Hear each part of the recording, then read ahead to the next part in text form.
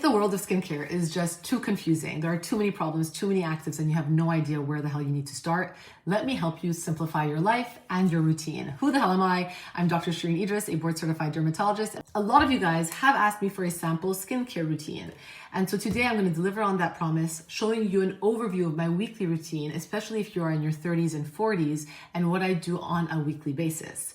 Because at this stage of life, like we discussed in last week's video, we want to introduce three main things: a targeted serum, an exfoliating acid, and a retinoid. So I'm going to show you guys how to do this over the course of a week without blowing off your faces, because if you try to do it all in a single night, you may end up with a blown up face. But other factors to keep in mind is my skin type is dry, and my biggest issue is still dark spots and melasma. But there is also something that has started to happen in my early to mid 40s where I tend to get oily right over here. So I'm trying to balance that out. So my weekly nighttime routine is built to fade pigment, hydrate, make sure my collagen is strong while also controlling my oil production and not overdoing it. So this is just a sample routine that I want you guys to have. Make sure that you structure your own routine by swapping in what works for you and your own issues, but you can follow along for the general cadence of my weekly overview. Now, any weekly routine, when we're talking about skin longevity and making sure that our skin is there to win it in the long run, has to include lifestyle. And one aspect of lifestyle that's super important is sleep. My sleep has gone to shit in the past year or two, and so I started taking magnesium glycinate every single night. And I take probably 3 capsules of these around 6 p.m. so that by 9:30 I can start to doze off. Why magnesium glycinate? Because glycine is an amino acid that's going to help you to relax and help you to fall asleep better. And it's gentler on the stomach. Now, if you have constipation issues and you're not sleeping, you could opt in for magnesium citrate, which will help you go to the bathroom while also helping you to relax. Now, the second thing that I started doing probably 3 to 4 months ago is microdosing Accutane, which is a prescription. This is not a supplement, so you have to see a dermatologist. Accutane is a medication that is used for really bad inflamed cystic scarring acne.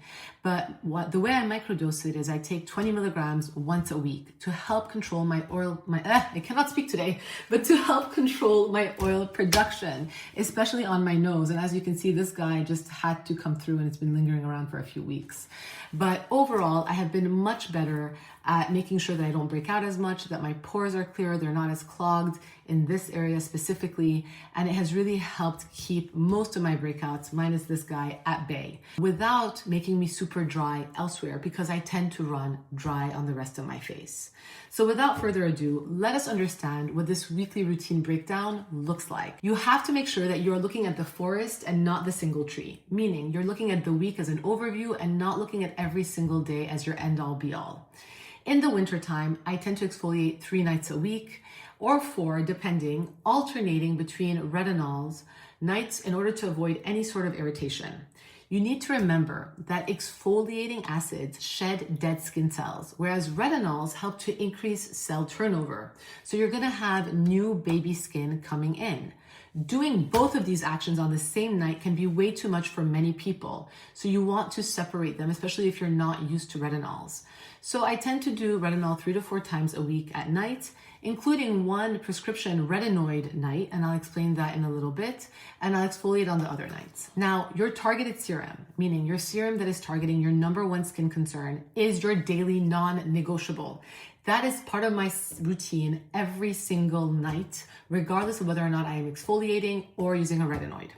Now, for the other steps in and in between, my cleanser, if you want to use an eye cream, a moisturizer, I'm going to show you guys what I add in my routine.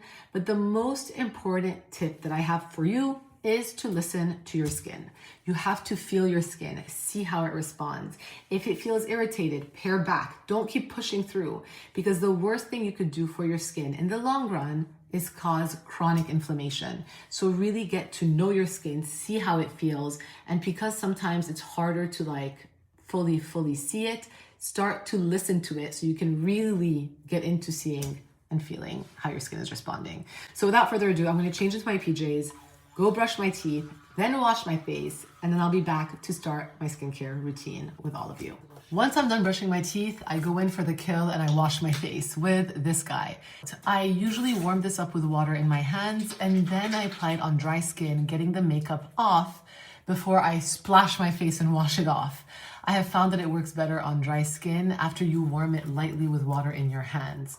That being said, the goal of washing your face is never to feel squeaky clean because you probably overstripped your skin. So you want to feel nice and fresh without feeling tight once you're done washing your face. It is Monday night tonight, so today is exfoliating night. It was also 19 degrees outside and my skin is feeling extra dry. So if you yourself notice a change in your skin, does it feel all of a sudden tight? Does it feel all of a sudden inflamed? Ask yourself, has there been a change in the climate? Has there been a change in the weather? Did you turn on the heaters? Because all of that stuff can compromise your skin barrier. And it is a sign for you to adapt your skincare routine to fit the climate that you're in. So tonight, I'm also gonna face baste and I'm gonna show you guys what that is and how I do it. But step 2 tonight then is gonna be our exfoliating step. And I'm gonna be using the Flash Mask.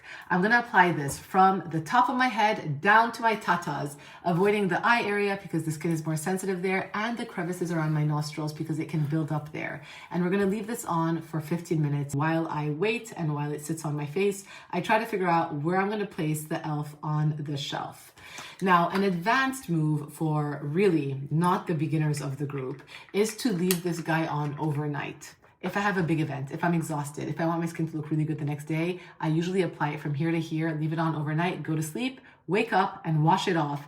And my skin the next day is as smooth as a baby's butt. Washed my face, got in the exfoliating mask off my face, neck, and chest, and now we are gonna go in for the rest of our routine. I like to start with my eyes. Because I've exfoliated my face, but I've avoided the eye area, I'm gonna go in around my eyes with the Dr. Idriss Lip Peel, which is safe to use around the eyes. The only caveat here is if you've ever had an infection on your lips, do not transfer this to this. Make sure you have a dedicated eye tube and dedicated lip tube. Given that I'm exfoliating my eyes, I'm going to do my lips as well. You can literally go in with the eye cream right afterwards. You do not have to wash this off the same way you wash off the Flash Mask. When it comes to eye creams, you can go in with a hydrating eye cream, with a peptide eye cream, with a retinol eye cream, or you can go in with a brightening eye cream. Given that my serum is hydrating, I'm going to use this on my face and my under eyes. If you like hydrating rich eye creams, Dieu has an Oracle peptide eye cream, Augustinus Butter has their rich cream. Whatever works for you, you can go ahead and you can do. Targeted serum. And for me, this is the non-negotiable in your daily skincare routine and nightly routine. Given that my biggest concern has always been my melasma, which tends to wake up, and given that I see dark spots as the #1 sign of aging from a cosmetic angle, I'm always going to target dark spots, and that's what the Hyper Serum does. If, for example, redness is your issue, you can totally use azelaic acid as an azelaic acid serum to target that redness. I go in with a little bit extra and dab it underneath my eyes because I always want to try to brighten my under eyes as well. Now, the next step is your moisturizing step. You can moisturize just to hydrate your skin. And when I do that, I love the Clarins Cryo Flash Cream Mask, which is gonna be a cooling mask, which is great if you are in menopause and you're overheating. It will cool you down. If you get really flushed, it will calm you down. It's really, really nice for the airplane as well. Or I go in with the Dr. Idriss Active Seal, which is a 2-in-1 moisturizer with added benefits of vitamin C. So tonight I'm gonna go in with this, and the vitamin C in here can be used twice a day, even after you exfoliate. So that is what I'm gonna do today. And I'm gonna end this routine with my classic face basting step, which incorporates diaper rash cream, aka my favorite one, which is Triple Paste, and no, I'm not sponsored by them for this video. And this is one that I've used on my baby's butts, and I apply it literally all over my face, minus my nose, and it's gonna help to calm an inflamed skin barrier. Now, I also did a CO2 laser around my eyes a few weeks ago, so on top of the seasonal changes, my skin is a little extra sensitive, so I'm gonna be generous with this stuff and look like a magnolia cupcake tonight. And I'm gonna let it melt into my skin. So I'm gonna look a little bit off, a little scary at first, but by the time I go to bed, I will be a glistening, glazed donut and not a ghost of a human being. And once I am done face basting, I'm gonna go in with the Dr. Idriss Lip Baste to make sure that my lips stay calm and smooth and they do not get cracked or chapped this winter season. and I will wake up tomorrow as smooth as a baby's bottom, so nice, so plump, so juicy, and ready to go for my retinol step tomorrow night. So I'll see you guys back here on Tuesday, where we are going to be using our retinoids. Another night, another routine. Since we exfoliated yesterday, today we're going to focus on the retinoid part of the routine. Now, a retinoid is a vitamin A derivative that's going to help with our cell turnover, that's going to give us smoother looking skin, that's going to help our skin in the long run. But you have to figure out how you can tolerate it and how it works best for you. When it comes to retinoids in your routine, it is about consistency over intensity. So for me, I'm trying to get it in anywhere from 3 times a week to maybe even 4 times a week if I'm not exfoliating as much. Given that I just had the CO2, my skin is more sensitive. So I'm going to show you guys tonight a sensitive retinoid routine where I'm still using a prescription at least 1 time during the week. On the other nights, I am not using a prescription. I'm using it over the counter, and I'll get into that in a second. But when you're sensitive, you should be using the retinoid as the last step of your routine. So your targeted serum, your moisturizer are going to act like buffers, minimizing the efficacy of that retinoid, but you're still getting the benefits, not at their full throttle effect. If you're not sensitive, then you can start the routine off with the retinoid. You don't have to use it as the last step. It could be the first step of your routine. But again, given that I had the CO2 like a month ago and my skin was slightly more sensitive, I'm going to use it as the final step of my routine and show you guys a sensitive retinoid skincare routine. Go in with your targeted serum. So you guys saw this from yesterday night. Again, if you have other problems, you can use whatever other serums you want. If your real goal is anti-aging, and let's say you want a peptide serum, you can use any peptide serum of your choice. If you want growth factors, you can use, for example, Allies of Skin growth factor serum. Always, like I said, we'll take an extra little dab to go underneath my eyes. I've been gentler exfoliating under my eyes because of the CO2, so I do not do this every night. But that is my serum step. We're gonna go in with our moisturizer. You can use the active seal with a retinol because of the type of vitamin C that it has in it. It is not the active form of vitamin C. And so therefore, you're not gonna get irritated by combining the two. I'm gonna go in with the triple paste to buffer those areas before I use the prescription retinoid. Even if you're using an over-the-counter retinol, you probably still wanna buffer, unless of course you have a retinol eye cream. Now, a retinol eye cream can be used directly on the more sensitive areas like your under eyes, around your mouth, your neck, etc. But because I do not have one on hand, I'm gonna take the zinc diaper rash cream, put a tiny amount right underneath my eyes, just like that. I swear this was like the best find I've ever discovered when I became a mom. I'll also take a tiny little bit. Now this is where it can look a little suspicious. I walked out once. My husband's like, I'm like, are you crazy? Full disclosure, have never even smoked weed. I just don't think I could be the type of person who loses control over herself. But you can put it literally in these areas. Okay, sensitive areas. I always get sensitive here. And if you're doing your neck, of course, be generous on your neck because the neck is very sensitive. So I wouldn't go in necessarily with the prescription on the neck, but I will show you guys how I would do it even with the over-the-counter on the neck. Go in.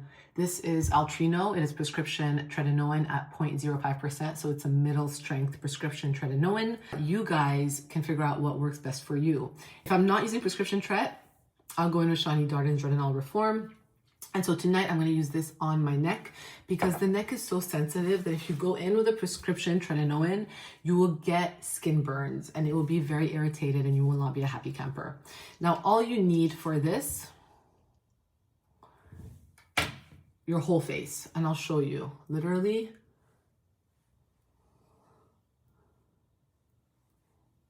And then you take a little bit, you can put on your neck if you can tolerate it. Otherwise, like I said, do not do that. And I always tap the sensitive areas. And if I have a little extra on my fingers, I go like this. Just make sure not to touch your upper eyelids because they will get irritated. But that is how I do tretinoin on my face as a sensitive being. And then I will go in after you clean your hands. Go wash your hands. Don't do as I do, do as I say. Wash your hands. Take a little bit of the over-the-counter retinol. That's all you really need. And then you can use it on your neck on top of your diaper rash cream, skin barrier. So now we have buffered the retinol if you're sensitive. And if you're not sensitive, you could have applied it directly onto your skin and gone to sleep. And you will wake up like a little butterfly angel by morning time. I hope you guys enjoyed this skincare routine. It is one that I do every other night, and it is one that I do very much so religiously, because when it comes to using any sort of retinol, it is about consistency over intensity. But I hope what you guys take away from this video is not so much the products that I'm using, but the order in which I'm using them, so that you can best help yourself throughout the course of the week. And there you have it. That is how you should be addressing your skin in your 30s and 40s. I will see you guys next week. Have a beautiful Saturday.